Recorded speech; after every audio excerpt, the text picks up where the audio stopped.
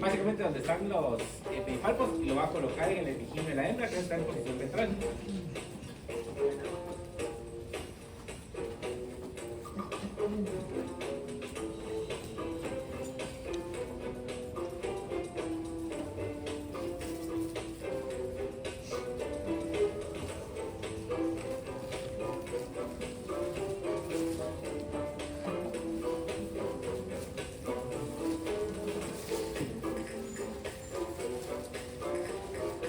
Hay algunas especies de arañas que sí tienen algunas púas aquí en el primer par de patas, pero básicamente es para sostener el primer par de patas de ella. Entonces él está colocando ahí con sus pedipalpos en el epigimio y lo logró y no volvió a llamar. Así.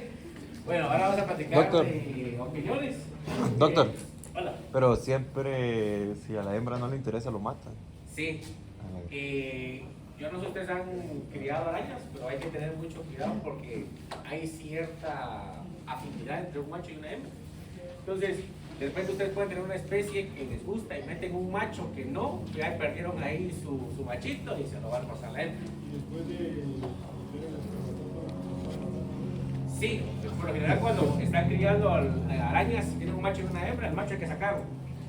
Porque la hembra ya sacó lo que quería. Estoy hablando de arañas, ¿verdad? y si no se va ahí, lo mata. Eso no aplica solo en el caso de las arañas. Van a ver, por ejemplo, ustedes cuando estamos hablando de mantis religiosas, de que hay ciertas hipótesis que no es de que el macho algunas veces se piensa que sí se deja comer y otras veces que no se deja comer, porque el macho es como, bueno, ya logré reproducirme, me voy a sacrificar por el equipo. Si la hembra come bien, significa que mi descendencia va a tener una fuente de alimento. Sí. Entonces hay algunas hipótesis ahí que se manejan y otras hipótesis dicen que no es que él se deje, sino que está tan en lo suyo que es como, ya. Así es. Bueno, ahora vamos a platicar de las opiniones, que eso también se les conoce como segador. Son muy parecidos, ojo, son muy parecidos a las horarias, pero no son grandes. ¿Sí?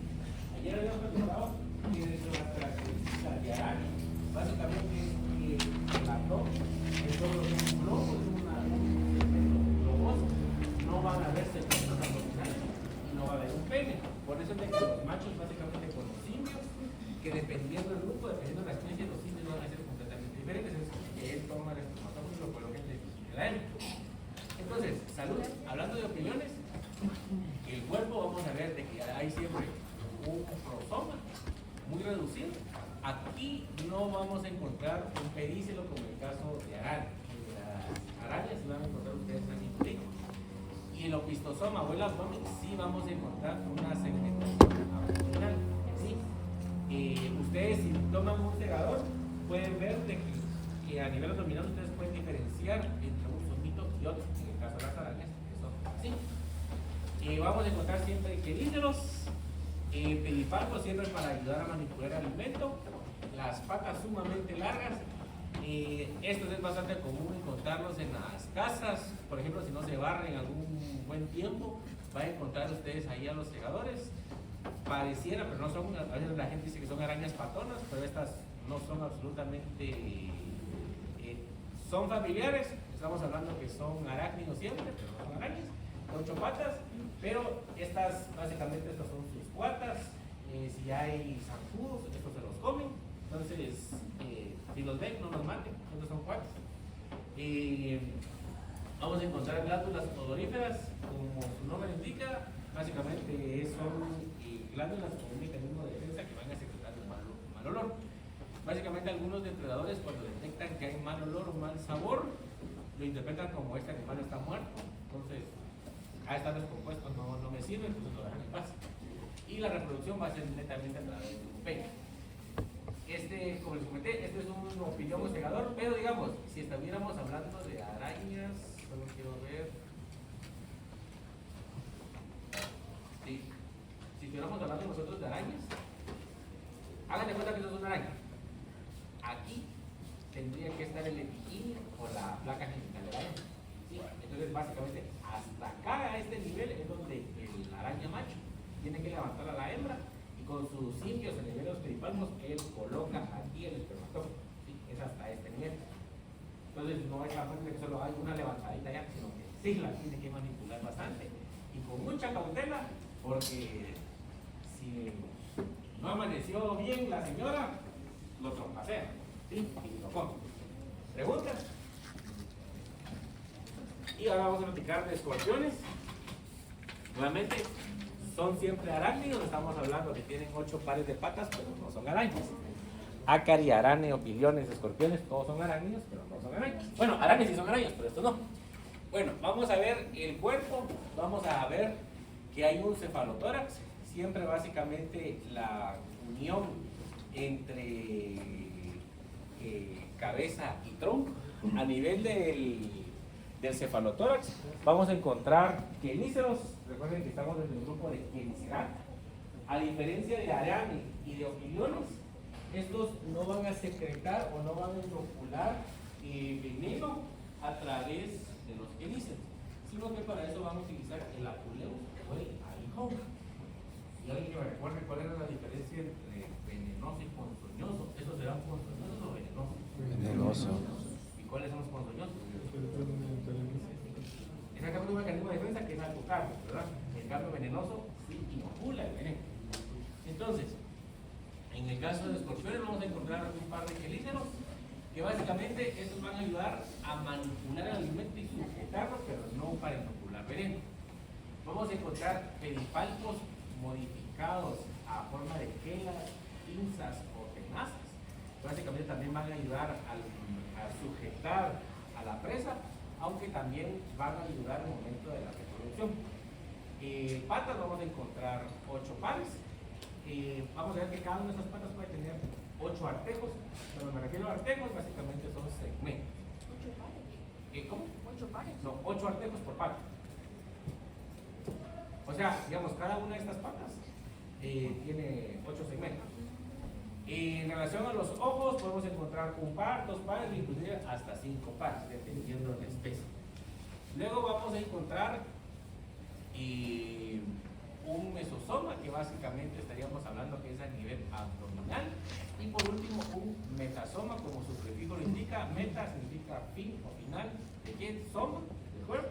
Básicamente estamos hablando de la cola. A nivel de la cola vamos a encontrar el aculeus o el aguijón. Y muy importante, aquí en el contexto guatemalteco y centroamericano tenemos 2 especies relevantes.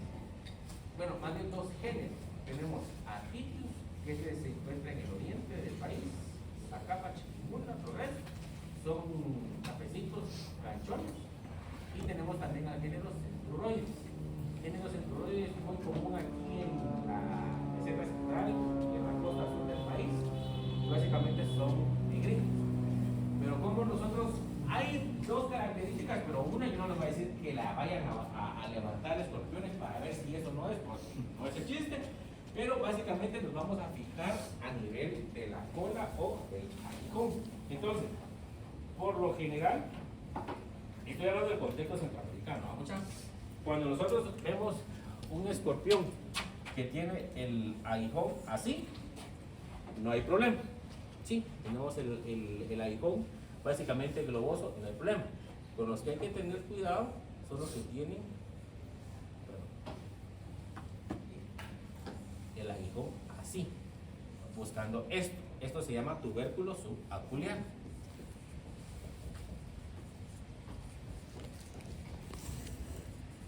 ¿De dónde deriva el nombre? De sub, que está debajo de quién? Del aculeus, que es el aguijón. Entonces, cuando ustedes, con mucho cuidado, por ejemplo, si están aquí en la granja, hay un montón de centruroides, siempre con cuidado ahí. Ven un escorpión negrito y le ven el aculeus o el aguijón y ven como que fuera un segundo aguijón, aunque no es un segundo aguijón, sino que básicamente es un tubérculo. Si ven esto, déjenlo tranquilo, ¿sí? Y máximo si es una hembra que tiene crías encima, ni la estén molestando porque es sumamente agresiva. ¿Preguntas? Los escorpiones, al igual que en las arañas, va a depender mucho de cómo responde su organismo. En el mejor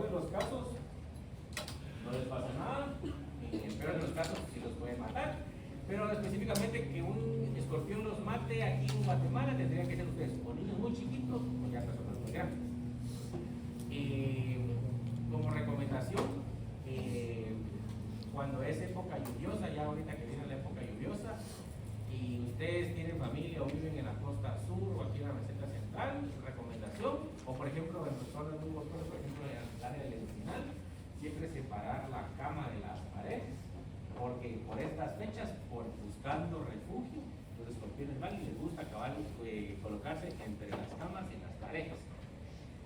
Yo siempre les cuento esta historia, hace como 4 años, y yo les comenté que a mí me llevaron de chiquito allá a Mazac, mi familia vive allá. Entonces, mi mamá dice que un día estaba durmiendo y sintió como que le caminó algo y solo lo y le metió el cuentazo y luego sintió dolor y fue uno de esos muchachones que murió.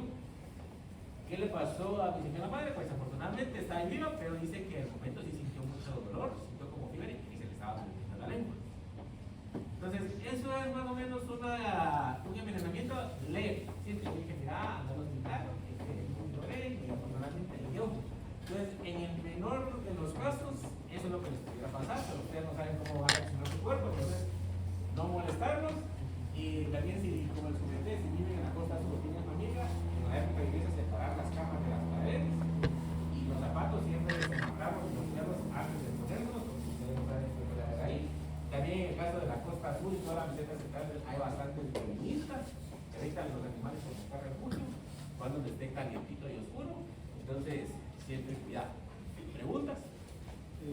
Este titius también tiene tubérculos. Sí, titius y cetorroides tienen el tubérculo subacular. Entonces, siempre hay que tener cautela. El tubérculo subacular no podría definirse, digamos, como una característica única. Bueno, tiene tubérculo subacular, es peligroso, pero en la gran mayoría de los casos sí. ¿A qué me refiero? Que no voy a pretender que ustedes vayan a levantar escorpiones. Básicamente tendríamos que darle la vuelta en posición ventral, vamos a una imagen y buscar los peines ventrales. Básicamente el tamaño y disposición de esos peines ventrales ya nos podría orientar si estamos hablando de ese género. Pero todas las especies que son peligrosas tienen este tubérculo subacular y en contexto centroamericano. Entonces, si ustedes lo ven, no vale la pena averiguarlo, dejen a la gente en paz. ¿Sí? ¿Preguntas? Bueno, la reproducción, vamos a ver que en este caso no vamos a encontrar un pene como tal, sino que va a ser también a través de un espermatógeno. Yo creo que en su momento les comenté que en alguna literatura, por ejemplo cuando estamos hablando de insecta, al espermatógeno, que básicamente es una bolsita o un saco que tiene espermatozoides, también se le conoce como regalo nupcial, porque básicamente es un regalo que le da el chico a la chica para el momento del apareamiento. Pero algunas chicas dicen, yo para qué quiero esa porquería. Bueno, la reproducción básicamente va a haber los escorpiones van a bailar, ¿sí? Es lo que se conoce, perdón por mi francés, yo no hablo francés, pero se conoce como promenade à deux. Básicamente es baile de a dos. Van a ver ustedes de que no, si alguna vez vieron a un par de escorpiones haciendo eso, no es de que esté jugando a las luchitas, sino que básicamente se están cortejando para la reproducción. Bueno, antes de ver un videito vamos a ver posición ventral a un escorpión. Entonces vean, aquí tenemos posición dorsal y posición ventral. Van a encontrar ustedes que aquí están los peines ventrales. Esos peines ventrales tienen esta estructura, vamos a ver básicamente que es una lamela. Cuando hablamos de lamela vamos a ver esa palabra también por ejemplo en antenas de insectos, que básicamente es como que fueran láminas u hojas. Entonces, estos se sitúan en posición ventral, básicamente están en contacto con el suelo. Y entonces, cuando viene un escorpión, está tranquilo, está ahí descansando, a través de los peines ventrales, él va a sentir o detectar vibraciones en el suelo. Y dependiendo qué tanto se mueva, va a decir, bueno, aquí viene alguien grande, no voy a esconder. O si siente que es una vibración chiquita, es como, bueno, esa puede ser una posible presa. Y entonces, vean, a nivel de las lamelas vamos a encontrar receptores nerviosos o sensibles que básicamente se van a interpretar como señales nerviosas. A nivel de las tenazas o las pinzas, básicamente vamos a tener que a nivel superior únicamente va a ser el superior que se va a poder mover. Y muy importante que a nivel de las pinzas o las tenazas, vamos a ver que a nivel de la inserción vamos a encontrar la coxis, pero vamos a encontrar esta estructura que se llama natobase. este nato base básicamente se sitúa o se articula hacia el interior de la boca. Entonces, cuando un escorpión ya sujetó a la presa con sus pinzas y inoculó el veneno, la va a sujetar y posteriormente con sus quelíceros él va a ayudar a manipular el alimento. Pero el quelícero básicamente no va a poder moler. Quien hace las veces, de muelas es el natobase que básicamente va a ayudar a triturar el alimento. ¿Sí? ¿Preguntas? ¿No? Bueno, entonces quiero mostrarles este video.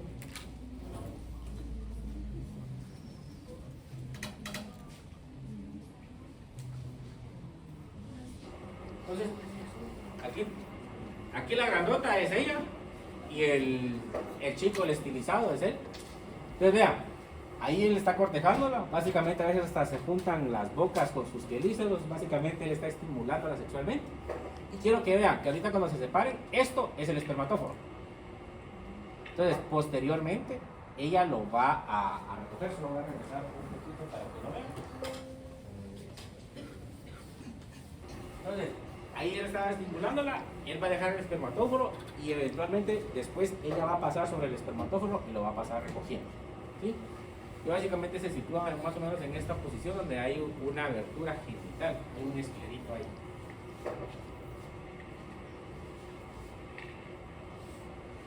En el caso de los escorpiones, son vivíparos. Vean, aquí tenemos los pelos ventrales, esta es la placa genital o el opérculo. Aquí ustedes están presenciando el nacimiento del bebé escorpión. Vean, aquí tenemos los quelíceros, hacia aquí estaría el natobás. Aquí tenemos a bebé escorpión naciendo. Entonces vean, aquí todas son las lamelas de los pelos ventrales, básicamente como que detectan las vibraciones. Al igual que muchos artrópodos, al momento de nacer, por ejemplo, cuando ustedes ven alguna cuca blanca, alguna cucaracha blanca o un insecto blanco, no es de que sean albinos, sino que básicamente es que no han tenido un proceso de esterilización completo como tal. Por eso lo vamos a llamar más adelante. Entonces, cuando ustedes ven estos que se ven así blanquitos, que parecen como ya un camarón así cocinado, pero todavía no se ha pigmentado. ¿Sí?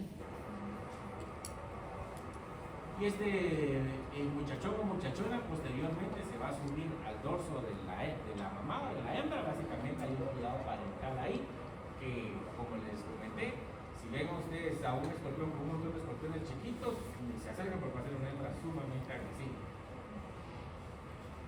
¿Preguntas? Y lo que ustedes ven aquí ustedes son unos espiráculos. Hay espiráculos que tienen contados. Ahí nació su hermano.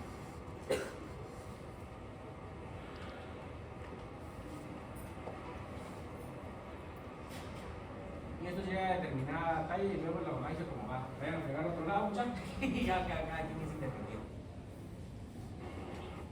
Bueno, ahora vamos a platicar de los uropídeos, orden uropigi, y acá vamos a hablar 2 minutitos de ellos. También vamos a encontrar primer par de patas modificado, muy largo, básicamente tiene función sensorial. Vamos a encontrar pedipalpos modificados a forma de pinzas o tenazas. Estos también son cuates y van a encontrar ustedes que tienen un flagelo a nivel caudal del abdomen o del opistosoma. Y básicamente esto es un mecanismo de defensa donde ellos, si se sienten amenazados, pueden arrojar ácido acético, que significa qué cosa. Vinagre. ¿Qué cosa? ¿Ácido acético qué es? Vinagre. Vinagre, exactamente. Ellos van a expulsar vinagre como si lo dejaban en paz. Y tampoco es propio de este grupo porque hay otros grupos, otros individuos de artrópodos que pueden liberar ácido acético vinagre como mecanismo de defensa. Bueno, quiero bajar la hoja de trabajo. Yo no sé si esta es la número 2 o la número 3, no recuerdo. Pero quiero que vean este videito. Encontrar escorpiones en un desierto por la noche es sorprendentemente fácil. Solo necesitas una luz ultravioleta, porque los escorpiones son increíblemente fluorescentes. La fluorescencia significa que sus cuerpos absorben la luz UV y vuelven a irradiarla en una parte visible del espectro. Brillan con un fuerte color verde neón. Pero los escorpiones no son los únicos. Las medusas, los anfibios, los búhos y hasta los ornitorrincos brillan bajo la luz ultravioleta. Estoy en el desierto cercano a Bakersfield, California, buscando escorpiones con Carl Klopp, un profesor de biología de la Universidad del Estado de California. Él ha explorado la fluorescencia de los escorpiones por más de 10 años. Con una luz negra es muy fácil verlos si están allí. Parece estar en posición de defensa. Sí, no está muy contento. Ok. Tomaré mi equipo de alta tecnología para atraparlos. Lo pinté con un plumón resaltador amarillo, por eso brilla con la luz negra. Es para poder verlo bien. Entiendo. Esta técnica se trata de poner el frasco detrás de él y el palillo por delante. Eso fue genial. Bien, ¿lo intentamos? Encontré uno. Y suavemente lo empujas hacia adentro. Usualmente hacen una especie de caminata lateral hacia atrás. Bien, ahora lo inclinas. ¡Oh! ¡Increíble! ¡Increíble! Está bien, lo atraparé. Pero, ¿por qué los escorpiones son fluorescentes? Tengo como 12 hipótesis y las probamos una a la vez. Tienes 12 hipótesis sobre por qué son fluorescentes. En verdad 6, exageré un poco. Casi todos los escorpiones son fluorescentes. No los he visto yo mismo, pero algunos de los que viven en cuevas no brillan. Pero es un grupo muy pequeño. Todos los demás son fluorescentes. Una posibilidad es que sea solo un rasgo heredado. Es algo que desarrollaron tiempo atrás al mudarse del agua a la tierra y que jamás perdieron. Un químico que tiene otra función y que resulta ser fluorescente. Hay muchos químicos que son fluorescentes. Tenemos fluidos corporales fluorescentes que claramente nunca son expuestos a la luz UV. Por eso es absurdo pensar que brillar sea su función. Esto es fluorescente, casi del mismo color que un escorpión. Y sin dudas no es un escorpión, es una piedra. Su color es apenas distinto. Pero eso es... ¿Qué es eso? Es un trozo de plástico. Ok. Tú querías saber si los escorpiones eran fluorescentes para atraer insectos. Claro. ¿Cómo intentaste probarlo? Tomé escorpiones preservados como estos y sumergí la mitad de ellos en un barniz marino que bloquea la luz UV para que no brillaran. Y luego utilicé un papel atrapamoscas. Los coloqué en el exterior, uno al lado del otro, y me fijé cuántos insectos voladores habían quedado atrapados en cada uno. Ok. Lo probamos bajo la luz de la luna. Hicimos el mismo experimento con luna nueva y luna llena. Y de esta forma hallé que con la luna nueva no había diferencia en la cantidad de insectos capturados por los escorpiones fluorescentes y los no fluorescentes. Pero bajo la luna llena, que emite una bella luz UV, había una diferencia. Los fluorescentes capturaron menos insectos. Parece contraintuitivo. Y eso me dijo que mi hipótesis era incorrecta. Algo que pasa seguido. Básicamente no usan su fluorescencia para atraer insectos. De hecho, la fluorescencia es perjudicial en términos de la captura de insectos, al menos con los voladores. Déjame preguntarte esto. Si encuentras que la fluorescencia es contraproducente para el escorpión en cierto sentido, ¿eso no es señal de que tiene que servirle de algo? Exacto. Tiene que haber algo que contrarreste eso. Lo negativo. Sí, lo negativo. Los escorpiones están muy bien adaptados para lo que hacen. Una de las cosas geniales que tienen es que los escorpiones son capaces de metabolizar hierro y níquel. Y en sus pinzas, aquí y en la punta de sus garras, tienen hierro que básicamente los fortalece. ¿Hierro y níquel? ¿En la punta de sus colas? Sí. Puedes ver que el color aquí es un poco diferente y eso es por el hierro. Eso me parece muy agresivo. Una de las cuestiones más interesantes es cómo ven. Noté 2 de sus ojos aquí. Estos de aquí son los ojos centrales. Los 2 puntos oscuros. Sí, hay un cúmulo de 3 ojos aquí y en la parte opuesta también. Es simétrico. Tienen un total de 8 ojos. ¿Pueden detectar la luz con partes de su cuerpo que no sean sus ojos?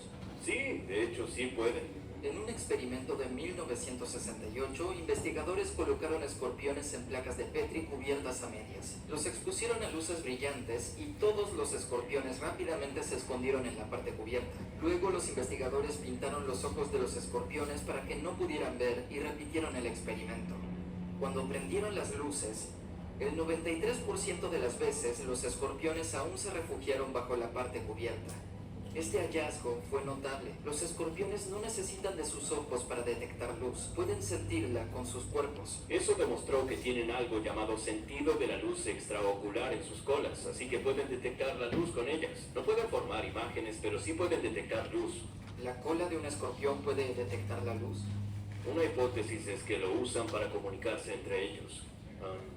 La idea es que lo usan para determinar principalmente si otro escorpión es de la misma especie o no para reproducirse. Una hipótesis de baja probabilidad es que pueden usarlo como camuflaje, porque absorben la luz ultravioleta.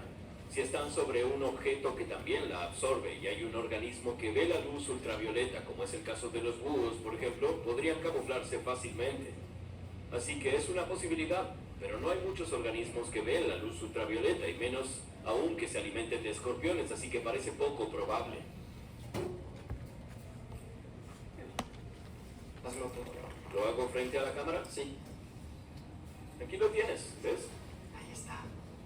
Wow. Una de las ideas es que los escorpiones emergieron del agua en el período silúrico, hace mucho tiempo, y había muchos rayos UV en la luz solar, porque no teníamos la capa de ozono ni nada de eso que hoy nos bloquea los rayos UV en la atmósfera. Entonces, una de las ideas es que en verdad actúa como un bloqueador solar y una forma de absorber los fotones ultravioletas dañinos para transformarlos en algo y así evitar que penetren en el cuerpo y causen daño. Entra el frasco. Ahí lo tienes. Lo atrapamos. Y también ha habido otras ideas que son un poco más alocadas. Hay una por la que finalmente me inclino y es que eso es parte de su sistema sensorial para detectar la presencia de luz en el ambiente. Este es el experimento que hice. Luego de esa idea inicial que te conté que no funcionaba, todo lo que hice aquí sencillamente fue poner un escorpión en cada una de estas placas y luego los expuse a una luz ultravioleta por encima.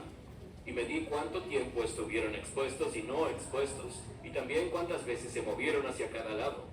Y experimentaste con escorpiones que eran fluorescentes y no fluorescentes. Claro, desarrollé una técnica para quitar o al menos reducir la habilidad de los escorpiones de brillar y ser fluorescentes, simplemente exponiéndolos por largos periodos a la luz UV. Lo que haces básicamente es exponer el químico que causa la fluorescencia en su exoesqueleto y le haces un fotoblanqueo. Se descompone de verdad. Entonces el químico deja de funcionar correctamente. Hallamos que los niveles de actividad cambiaron significativamente, así que al exponerlos a la luz UV, los escorpiones no fluorescentes actuaban como si estuviesen a oscuras. No había diferencias entre su comportamiento en la oscuridad y expuestos a la luz UV, mientras que ante la presencia de la luz, los fluorescentes reducían su actividad. ¿Cuál es la conclusión de todo esto? La conclusión es que la fluorescencia en sí misma está actuando como un detector de luz ultravioleta. A otro investigador llamado Douglas Gaffin se le ocurrió una gran frase para describirlo. Ojalá hubiese sido yo, pero debo darle el crédito. Lo llama un detector de fotones de cuerpo entero. Así que es parte de su sistema sensorial. Lo que no sabemos es por qué tienen tanta necesidad de detectar luz UV, que han transformado todo su cuerpo en un detector de fotones. Nuestra sospecha es que tiene que ver con determinar si deben o no salir de noche. La idea es que cuando la luz ultravioleta toca su cuerpo, este se vuelve fluorescente. Entonces la cola detecta esta luz verde emitida y alerta al escorpión de que está expuesto, así que va y busca refugio. Los escorpiones son muy buenos para pasar hambre por largos periodos. No necesitan comer con frecuencia y salir y buscar alimento es algo peligroso. No les gusta salir en noches con luz de luna. En general, los únicos que encontrarás bajo la luna llena son los que están muy hambrientos. Si están bien alimentados, se quedarán escondidos, así que lo usan como un indicador del ambiente que les dice cuán luminosa está la noche y es una señal de cuánto pueden ser atacados. Eso lo comparan con su necesidad de comer y evalúan si es que deben salir a alimentarse. Claro. El resultado de esas variantes es cómo deciden si salir o no de su refugio. Sí. Bueno, entonces, en parejas, por favor, a mí no, sino que a Jennifer explíquenme cuál creen ustedes que es la hipótesis que es la correcta. Y se me había olvidado comentarles. A él está la otra situación. En el caso de la garrapata también vamos a encontrar ojos, pero no son los ojos como estos. Los vamos a ver el día lunes. Van a ver ustedes cómo son los ojos. ¿Preguntas? Otra vez. ¿Preguntas? Entonces vamos a avanzar un poquito más y ya lo suelto.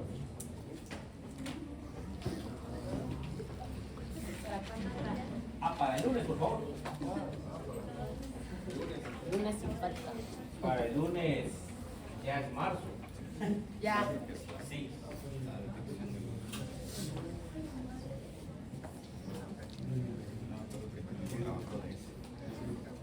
Bueno, entonces vamos a platicar ahora de diablos. Aquí vamos a platicar de 100 pies, que son los quilópodos, y diprópodas, que son los pies. Paurópoda y cintica, y no lo vamos a ver porque no hay tiempo. Aquí vamos a ver si ustedes se recordarán lo que platicamos, que vamos a ver básicamente una cabeza y un tronco. Aquí no voy a definir, esto es un cefalotórax o esto es un opistoma, aquí no. Y vamos a ver, pero sí vamos a ver una segmentación bien delimitada entre cada uno de los lobitos. Vamos a encontrar bastantes patas, eso va a variar también entre un género y una especie, pero vamos a ver que vamos a encontrar siempre maxilas y vamos a encontrar forcípulas, que básicamente es un primer par de patas que ha sido modificado, que básicamente con esto ellos van a inocular veneno y van a ayudar a manipular el alimento. A diferencia de arácnidos, vamos a encontrar un par de antenas, mandíbulas vamos a encontrar, y vamos a encontrar ocelia. Aquí no vamos a encontrar ojos compuestos, como si vamos a ver en el caso de insectos, sino que básicamente ocelia, pero un grupo de ocelios mucho más grande. En la alimentación, estos son depredadores. Géneros de importancia aquí en nuestro contexto, vamos a ver a Scolopendra. Estos son sumamente venenosos y muy agresivos. Si los ven, por favor, no los toquen, no estén molestando, que no se quieren llevar ustedes ahí un regalito. Y vamos a encontrar a Scutigera. En el caso de Scutigera, estos son sus cuates, pero si son grandecitos, son de color amarillo café, que se mueven súper rápido. Y vean, voy a tener dos cerci o dos cercus que básicamente hacen las veces, parecen mucho a unas antenas. Y básicamente es un mecanismo de defensa en que si viene un depredador, no sepa dónde está la cabeza y dónde está la cola, entonces si le muerde la cola, por lo menos la pueden contar, ¿sí? Estos, como les comenté, también les gusta estar en las casas o cercanos a ellas, en hábitats oscuros. Si los ven y no los maten, estos son sus cuates, van a estar comiendo cucarachas, grillos, cualquier cosa que a ustedes les moleste. Ahora, en el caso de Diplopoda, vamos a ver que estos se van a alimentar de materia de descomposición, son las famosas roscas. Aquí en Guatemala podemos encontrar el género Spirobolus y Pulus, que básicamente estos no molestan, básicamente bajo las piedras, macetas, ahí se sitúan, y como mecanismo de defensa se hacen bolitas, literalmente, y vamos a ver de que también cuentan con glándulas respiratorias que básicamente van a proveer un mal sabor. Entonces, un depredador, por ejemplo, un gato, un perro, lo agarra con curiosidad, ellos van a secretar sus glándulas, van a sentir un mal olor y el perro o el gato los va a soltar, pues como eso está descompuesto. Ahora vamos a platicar de crustáceas. Únicamente vamos a platicar de Malacostraca por cuestiones de tiempo. Los más comunes aquí vamos a encontrar, por ejemplo, camarones, langostas, cangrejos, jaivas. Hábitat básicamente son acuáticos, aunque vamos a ver también que hay algunos crustáceos que pueden estar en ambiente terrestre. Vamos a ver morfológicamente, vamos a encontrar maxilas y antenas y ramias, es decir, que tenemos dos pares de antenas, dos pares de maxilas. Eso en el caso de arácnidos no es así, tampoco en el caso de Diápoda, mucho menos en los insectos. Vamos a ver que hay unas mandíbulas bien desarrolladas y una cutícula en todo el largo y ancho del cuerpo, pero a diferencia de insecta, no vamos a encontrar únicamente cutilas, sino como les había comentado previamente, vamos a encontrar carbonato de calcio, que es lo que va a hacer de que va a tener un exoesqueleto mucho más duro, mucho más rico. ¿Sí? Vamos a encontrar una segmentación corporal que puede llegar a ser hasta 60 metámeros, pero lo normal puede ser entre 16 y 20. A nivel de la cabeza vamos a encontrar los primeros 5 segmentos corporales, pero básicamente va a haber una fusión aquí y básicamente no puedo delimitar los segmentos corporales. A nivel del tórax vamos a encontrar 8, pero igual vamos a ver de que se han fusionado y van a formar un carapacho o un caparazón, que es a nivel torácico. Básicamente esta es una capa protectora a todas las estructuras que tienen aquí estos animales. Ahora, ya que nos vamos a acercar un poquito al tema de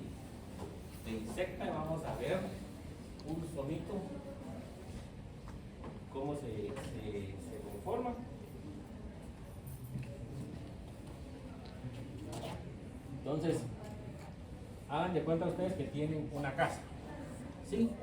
Entonces, vamos a ver, cada uno de estos somitos va a tener esta conformación entre uno y otro. Va a variar dependiendo del grupo que estemos hablando porque hay modificaciones. Pero las paredes sería la pleura, el techo sería el tergum o tergum y esto sería el esternum. ¿Sí? Básicamente es para llamarle cada cosa por su nombre. En el caso del tergum y el esternum, básicamente la superficie dorsal y la ventral van a ser sumamente rígidas, sumamente duras. Eso también aplica en el caso del insecto.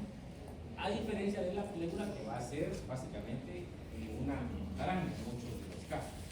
Y básicamente, ¿por qué? Porque básicamente va a servir para articular a un somito con otro. En el abdomen vamos a encontrar 6 segmentos corporales, 1, 2, 3, 4, 5, 6. Este último se le va a conocer como telson, que es el último segmento corporal como tal. Y vamos a encontrar aquí un par de patas modificadas que son los lóbulos. Entonces, muy importante, ya tenemos cabeza, tórax, abdomen. Vamos a encontrar patas andadoras, básicamente 5 pares. Y vamos a ver también patas modificadas que son para la natación. Este se le conoce como pleopo. En el contexto de laboratorio, de salud pública o también de la apicultura, por ejemplo, cuando estamos hablando de la camaracultura, siempre se tienen que hacer pruebas de control, como en su momento se los dije, los productos, los únicos productos de origen animal que Guatemala logra exportar a la Unión Europea y los protegen como que no hay más. Estamos hablando de camarones, bien, entonces tienen un control bastante riguroso sobre si hay enfermedades o no, si hay uso de antibióticos, si hay uso de algún ectoparasitaria en el caso de las abejas. ¿Por qué les estoy comentando esto? En el caso de camarones, en el caso de la agricultura, para control oficial sí o sí se tienen que tomar muestras y lo que se va a tomar siempre van a ser pleopos y el hepatopáncreas. Eso se manda al laboratorio y van a realizar el diagnóstico esperando que no hubiera enfermedades ahí. ¿Sí? Y vamos a encontrar las maxilas, las mandíbulas y también vamos a encontrar ojos bien desarrollados y también vamos a encontrar un rostrum que básicamente es un filamento que es un mecanismo de defensa. Entonces, como apéndices vamos a encontrar las quelas o los quelípedos, que básicamente es una pata modificada a modo de tenaza, básicamente un mecanismo de defensa. Vamos a encontrar las patas marchadoras, ¿sí? Y maxilípedos, que básicamente estamos hablando que son las maxilas, y los pleópodos, que básicamente van a ser para la natación. Entonces vean, aquí tengo el último segmento corporal, que estamos hablando del tercio, y a nivel del tercio vamos a encontrar el ano. Y esto también lo vamos a ver en el caso del laboratorio. Sí se puede distinguir entre una langosta macho y una langosta hembra, pero lo vamos a ver que tiene que ver mucho las estructuras que están, no están en función de la conducta reproductiva. Y esta imagen me gusta colocárselas, que vean, vamos a tener distintas estructuras. Por ejemplo, este es un miembro hipotético donde vamos a tener una coxa, que aquí vamos a denominar coxopodito, luego vamos a tener un masepodito, isquiopodito, cropodito, el carpopodito, que sería el carpo, propodito, y dactilopodito, que básicamente es un dedo. Cada una de estas estructuras pertenece o está anclada a un somito. Yo les dije en su momento que antes se pensaba que en el caso de anélidos, ustedes se recordarán que teníamos varios mecámeros con sus parapodios, y básicamente de ahí se pensaba que se originaba todo el grupo de insectos. Va a suceder algo muy similar en esto. ¿A qué voy con esto? Que básicamente todas las estructuras que ustedes ven aquí, básicamente esto en su momento, hace miles de millones de años, esto era un mecámero con sus respectivos apéndices o patas. Lo mismo va a suceder con las antenas, con las maxilas, con las mandíbulas. Cada uno de esos somitos, cada uno de esos metámeros, en su momento fue un somito con su par de patas. Pero vamos a ver de que todo eso ha sufrido una modificación en función del medio ambiente y el tipo de alimentación de cada uno de estos animales. Y por lo mismo vamos a ver que cada una de las estructuras corporales, dependiendo de dónde se sitúa, ha sufrido una modificación. Por ejemplo, cuando estamos hablando del endopodito, básicamente es toda esta estructura de color azul. Vean, aquí tenemos las antenas, tenemos los cleópodos, las patas marchadoras, los quelídeos. Vean en todas las estructuras que se han modificado. Luego tenemos un propodito con su coxa y su vasopodito, son las estructuras de color naranja, y vean todas las modificaciones que han sufrido en función de dónde se sitúa ese par de patas o la modificación de ese par de patas. ¿Sí? Eso va a suceder exactamente igual en el caso cuando estemos hablando de insectos. El sistema circulatorio, alguien que me recuerde, estos tipos circulatorios tenían abierto o cerrado. Abierto, exactamente. Entonces vamos a ver que en el caso del sistema circulatorio vamos a encontrar un único vaso dorsal, que básicamente este va a tener unas aberturas que se llamaban como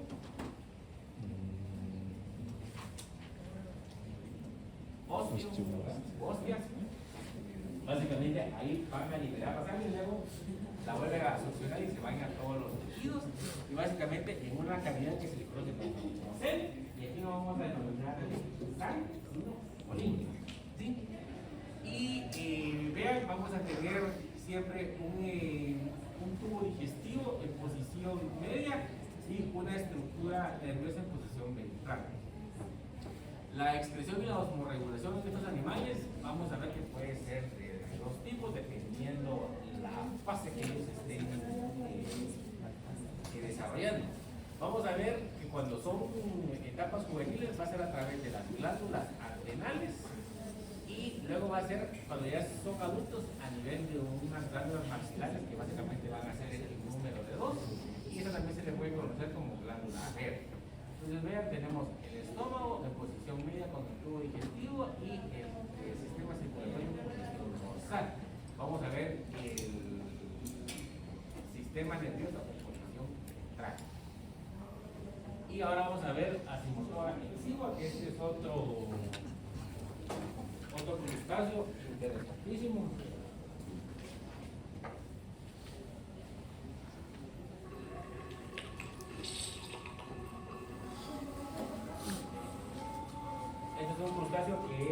What is in this fish's mouth? Well, it's as bad as you think. This is a tongue-eating louse. But there are things that these creepy crawlies do that make them even worse than their name suggests. Stick around to find out. Let's clear something up first. This is technically an isopod that belongs to the crustacean class of animals.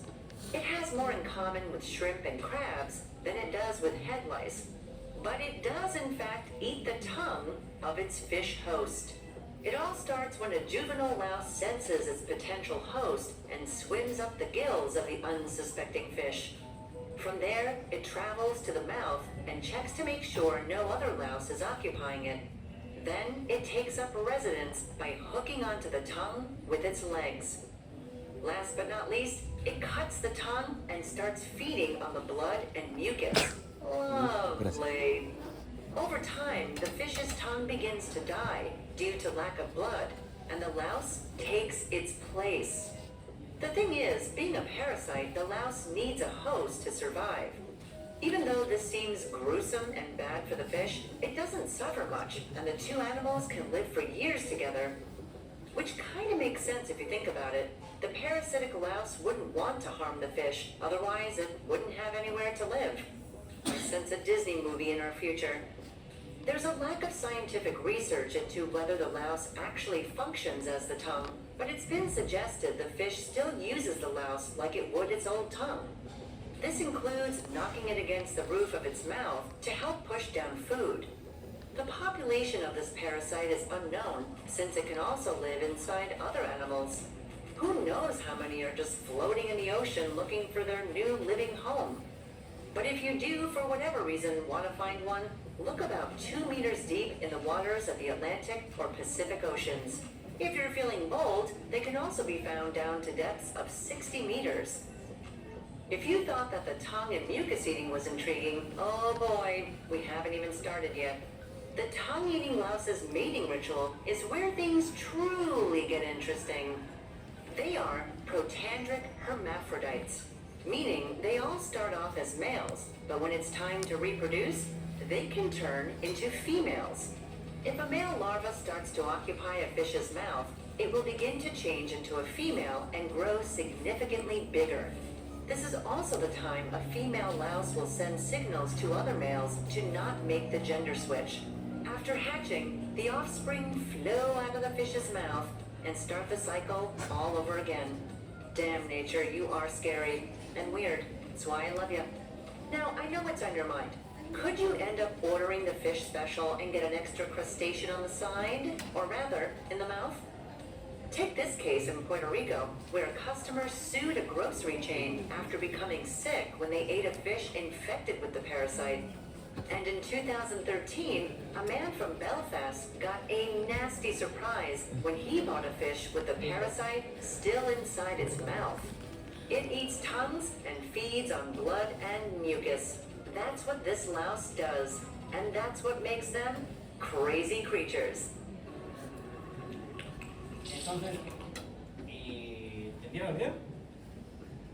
Básicamente lo que les están diciendo ahí es de que en la etapa juvenil se van a meter por las branquias de los peces, van a llegar a la lengua, se van a anclar, se van a alimentar de la sangre de la lengua, pero eventualmente van a matar a la lengua. Entonces ellos se quedan ahí anclados y van a servir como lengua ya para el pez posteriormente. Pueden vivir X cantidad de años ahí. Y no sé si escucharon que ahí hablaron del término protandria, que vamos a ver que son organismos monoicos ellos. Entonces básicamente, protandria, ¿qué significa?